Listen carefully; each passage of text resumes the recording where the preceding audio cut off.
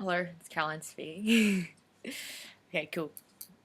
So before I winter off in this really shy state where I know how to speak to people.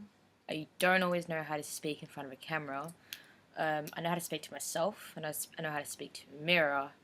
But I actually want to practice learning how to speak in front of a camera, being recorded video. I feel like every aspect of being watched is unique and different in every way. So you could be speaking to someone and they're listening to you and you could be completely comfortable. You could be speaking with yourself alone and you could be comfortable or uncomfortable. You could be in front of a camera, you could be nervous, shy, or okay, well, whatever. Or you can be in front of a mirror and you speak in front of a mirror and you feel okay, it's a reflection that makes you feel comfortable. That also depends on how comfortable you are with yourself in order to kind of do all those things.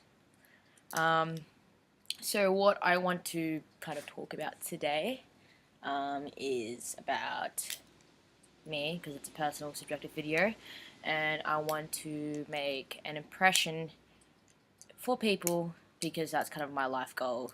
My life dream is to inspire people, and I want to know how to do that in every format that I mentioned 2 minutes ago. um, yeah, so what I'm going to do now, not talk about what I'm going to do.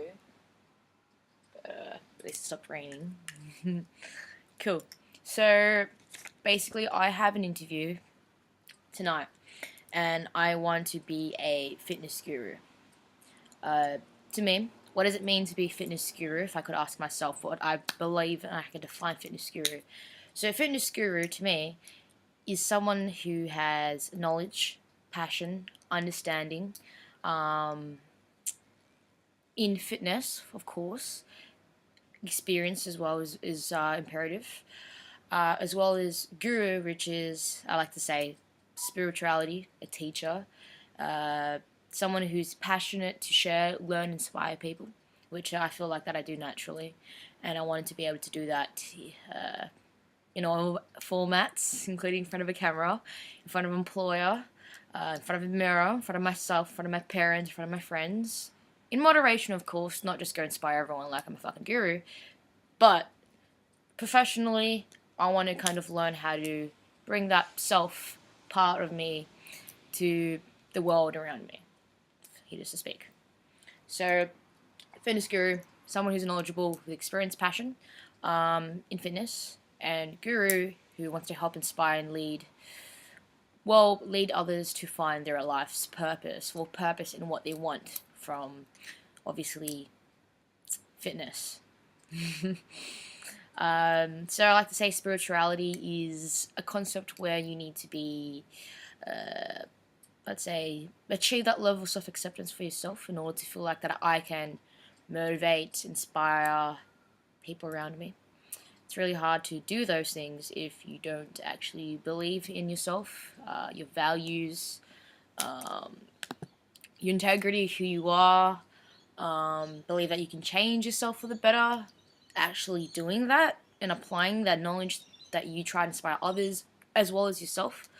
So it's very important, I believe, that a fitness guru must learn to adapt, change, integrate, assimilate, and keep progressing, moving forward for themselves in all aspects, in every plane, in every dimension possible, as well as them trying to do that for others, which is cool. So I've hit a stage in my life now where I am 21. I feel extremely comfortable being able to talk about what I can offer for the world because I want to leave my mark on the world, of course. And I'm young, and it takes steps, and I need to learn. And I'm still trying to learn. I'm still learning every day how I can simplify knowledge so that it can simplify knowledge to the fact that it's adaptable for everyone to understand. Because I can speak forever, as passionately as I am, articulately as I could be, and it will not resonate in someone's mind. So that itself is a skill that I'm still trying to evolve for myself. Um, However, this fitness guru position that um, I want to obviously master interviewing skills. So if I have to recap what I should do in an interview, it's not really an interview, it's actually just like a guru night. People just um, talking furthermore of what is happening and what is required in the job, which I can already anticipate. And I want to kind of not overly seem too confident. So if I were to start listing things that I believe are essential in an interview for myself, for anyone that wants to apply for a job, it's not that I don't know these things, it's just I don't know how to apply them confidently all the time. I can have a tendency to word vomit or oversell myself, which you don't want to do. But if I were to list things that I believe are important in terms of what you need in an interview, without making it seem like you're too desperate, which is vital, of course. So I'm gonna write a list. I believe I'm just gonna write a list now. I'm not gonna put from like 1 to 10 or anything like that. Just dot form what I believe that every person that applies for an interview must come in and have if they really want the position, of course. So I'll say first one, my mind. Don't be too desperate. Very important that I or anyone don't become so desperate for a job. You can tell when someone wants a job for money. You can tell someone wants a job for the job that is given. Like they come into the industry with purpose. They know that there's something that they can offer the industry as much as the industry can offer back to them. So I guess that's how would I put that? So coming in with purpose. So one, don't be too desperate, I'd say.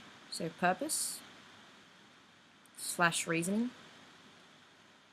I think that's very important that with every job that you apply for, you're going to have to offer something of you that you can help for the industry as much as you can offer what they can offer you, or vice versa, 50-50. So just a 50-50, what you get is what you give, so to speak. Also, you don't want to sell yourself too much. So what I mean is that you want to hand out all the cards on the table and just walk away. So that also applies with not becoming too confident, because even if you know everything, you don't want to show that you know everything. Employees don't want to hire someone they can't tame, they can't control. So I'd say, so tell them who you are, what you can offer them. So how would I simplify that?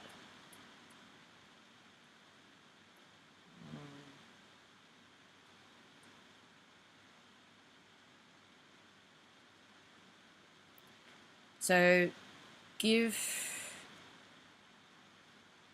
show all the cards on the table. Then take a step back, then take a step back. So cards equals tools, and tools is something that everyone must sharpen, and that is sharpened in every industry you go to. And the tools that you sharpen is something that you can offer for the industry you enter, especially fitness. So I think that's very important, so to speak. Don't be overconfident. So that can actually lead to arrogance, so don't be overly confident is a big no-no. So that's more like, don't try to. Ooh, that's not the point. Okay, so I believe fitness, the industry in general, well, basically if you want to master any interview, it's a show me business, not tell me business. So you should never walk into an interview saying, I am this, I am that, I am this, I have this, I have that, I have this experience. Cool.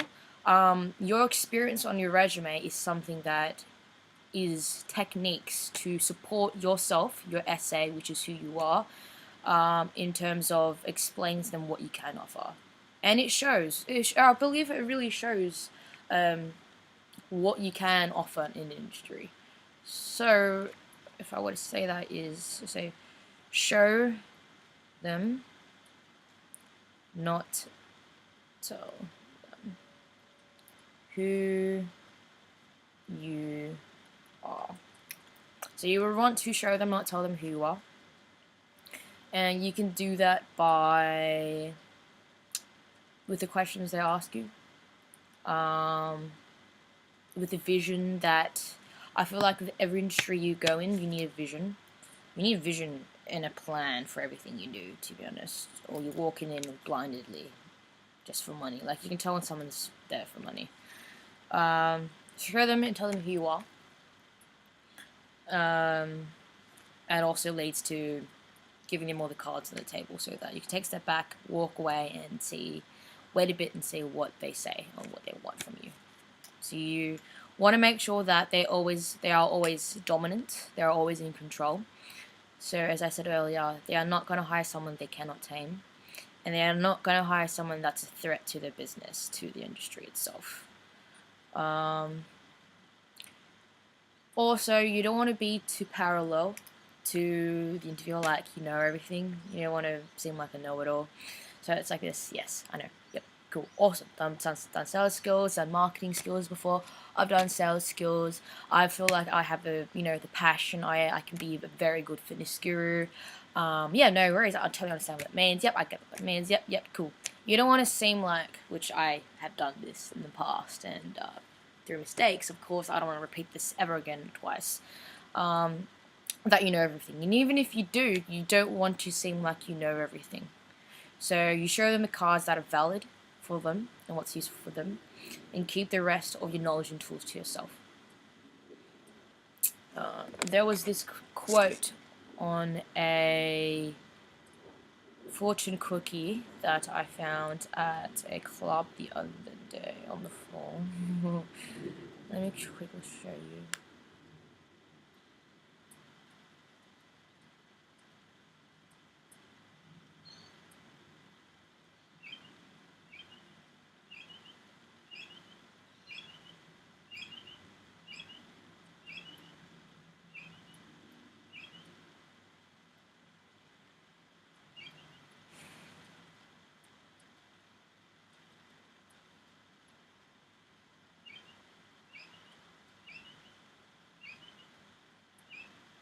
Cool, found it.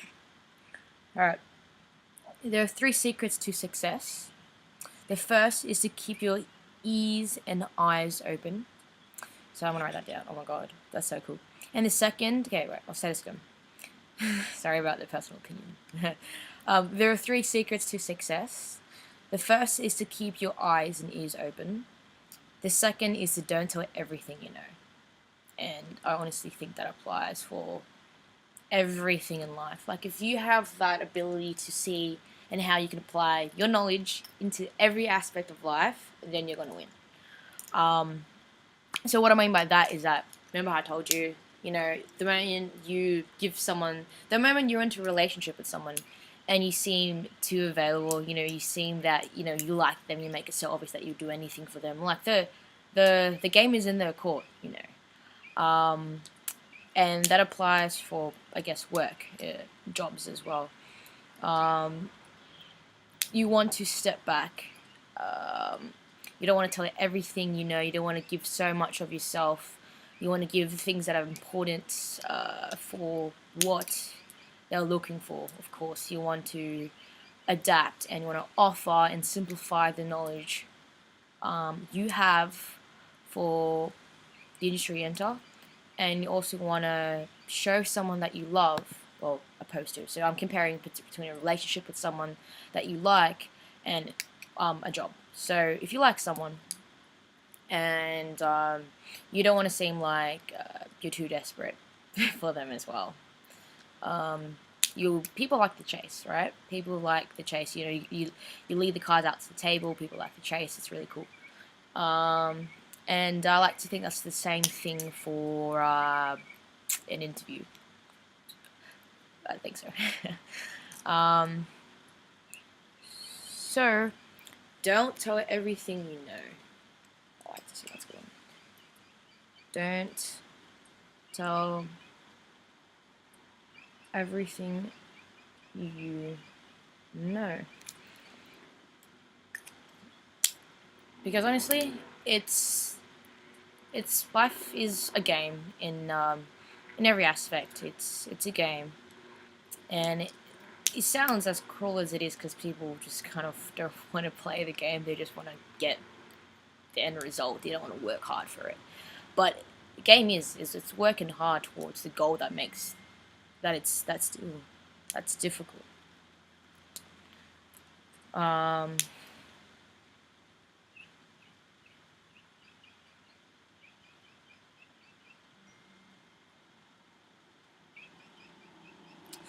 work gets cancelled. Fuck you. Cool. So you don't want to tell everything you know, and that's very important. So that you can have the ball in your court as well. Also, to show an employer you're listening, you want to be parallel to them. But if you're hearing something that you're learning, you want to, let's say, tilt your head to the side a little bit, like this, and be like, "Oh, okay, yeah, that sounds really, really good. Yep. Oh, absolutely, absolutely." I don't know. That's cool. Hey. So what I learned and what I got told and what I believe is applicable for everyone is that if you tilt your head to the side, it seems that you're listening and you're learning as well and you're absorbing what they're saying instead of being too parallel, too direct. Like, yeah, I know everything. Because when you're parallel and direct and you're nodding at everything, it just shows that you know you're a know-it-all. And that's kind of how the vibe you want to create for yourself. As first impressions last forever. Cool. So I guess a little psychology tricks is show you are listening and learning via head tilt. I think that's a really cool tactic that I kind of stumbled across. But no, it definitely works, 100%. Eye contact, I mean, if you're going to completely just eyeball them, you don't want to look away. Make sure, you know, you're absorbing everything. You know, it's really, really difficult because when people are under pressure, they word vomit. And it's really hard for someone to process things, to process what the employee's saying when you're nervous, you know. So obviously I will always be nervous because I find value in everything that I do. I will always be nervous. Don't get me wrong. I will always definitely be nervous. So a way to manage nerves, I guess, is a skill that I'm still trying to master myself, and what I believe will work is that if you feel that you're really nervous, and your legs are starting to shake, and it's really hard for you to your hands sweating, you're shaking, and all that stuff. One way to manage that is to tense your calves.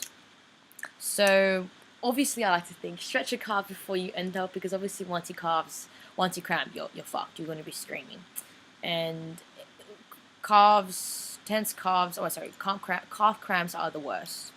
So I like to think that because you're producing energy, and the way to kind of exert it out is to tense. Okay. Let's say tensing your bicep could I don't know about tensing bicep. Calves, yes, because obviously your legs will shake and that's a way to exert your energy out, hence why your legs are shaking. People have their hands together, they grip onto their legs. That's very conspicuous, and I don't think you should do that and give that away to employers. Tense your calves is more of a ninja way of handling your stress. So I would be more well composed in how you speak at all times. Tense biceps, shoulder, body language, everything, composition, everything is vital important because the job that I'm going to be going for is a sales job. I'm going to be dealing with people on a subjective level, and it's very important that I'm in control. But I have to make sure that I play the game. I play the game well. Yeah. Anywho, I'm just getting off track. What else could I say that's it's important? Be prepared, eat properly, all the above. Essential human beings you want beforehand. Let's see. So you obviously want to not oversell yourself, listen, narrow down. Yeah, that's basically it. I like to think that's basically it.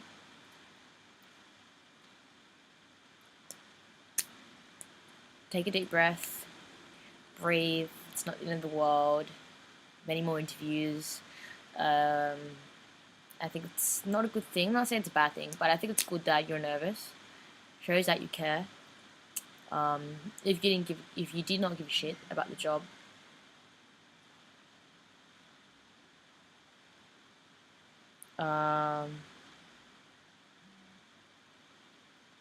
if you did not give a shit about the job, and if you're just there for the money, it's pretty obvious because you're not really backing up anything in what you can offer from the industry.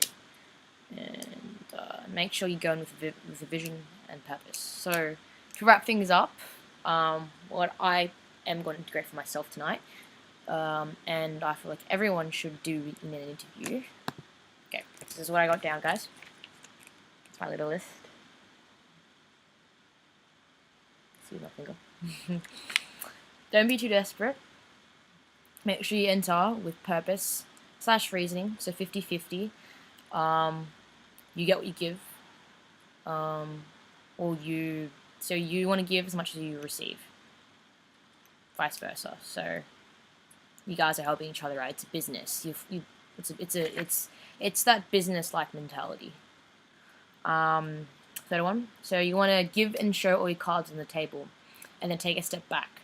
So the cards is a representation of the tools that you have developed, which is skill sets, communication skills, sales skills, marketing skills, public speaking skills, whatever. You want to answer the questions, not seem too cocky about it, and just take a step back, okay? And let them really evaluate what they want, because they need that dominance and control. Fourth, you don't want to be overly confident. So you're going to be like, oh, I'm this, I'm that, or, yeah, really good at this job, I'll be perfect. I mean, you don't get to decide who's perfect. I mean, you can only offer and show what you can offer, really, and they have the power to hire you and fire you. So you just want to show them what you can offer and just take a step back. Also, show them, not tell them who you are. So it's a show me business, not tell me business. You want to enter the industry with a vision / plan. So this is something that should be thought through before you even enter the interview. So have a vision of how you would see yourself in that position, what you can offer for the position. Like, why look for a sales job in something where no idea of the product you're trying to sell? See, the product I'm trying to sell is just the psychology behind fitness and anything to do with the human mind, and how much these people that enter and walk in with this unknown passion and how they can use it to integrate and make that difference for everyone around them. plan is for me, is to help inspire others. Because I feel that I'm intrinsically motivated in everything that I do. I feel that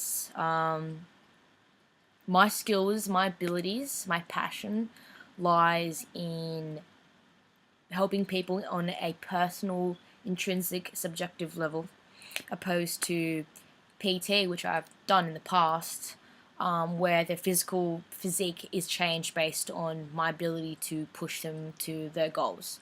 I feel like I get more of a satisfaction of changing people, inspiring people by guiding them, giving them the tools that I believe that is vital for them to make that decision for themselves.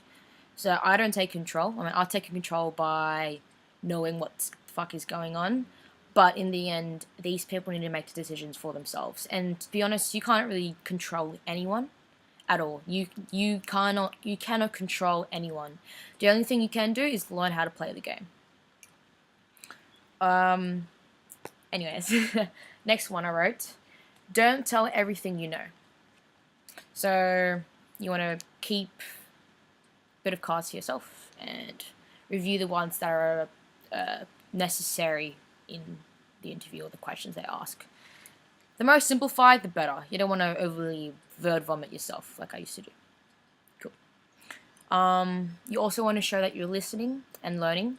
So also via head tilt, as I believe that is very useful. So the more direct you are, the more firm and dominant you portray yourself to be. As I said, they won't really hire someone they can't tame. So head tilt to the side. Like, cool, I'm learning. Yeah, that's awesome. I love that very much. Cool, that's awesome. Cool. You wanna have that kind of persona about yourself. Also, a strategy to kind of remove the nerves that you feel about yourself. Obviously, if you're nervous, you're gonna shake your legs if you're that kind of person. But what you can do is tense your calves. But it comes with a high risk of calf cramps, which you're gonna have to stretch beforehand. I like to keep myself safe. So if you tense your calves, you exert your energy out elsewhere. I will tense my biceps, but I know I'm going to be wearing a singlet, so don't think that's a good idea. Maybe my core. No, I can't breathe. And just, yeah, calves is the smartest way. That is the smartest, that is so, I think that's awesome. But, yeah, I hope the things that I said here is helpful for you guys, and I hope that, this actually applies for me, and I actually apply it to myself tonight. Confidently, and I feel very confident. I do, and nervous, but yeah. Anyways, thanks guys for listening, and you guys have a lovely day. Peace.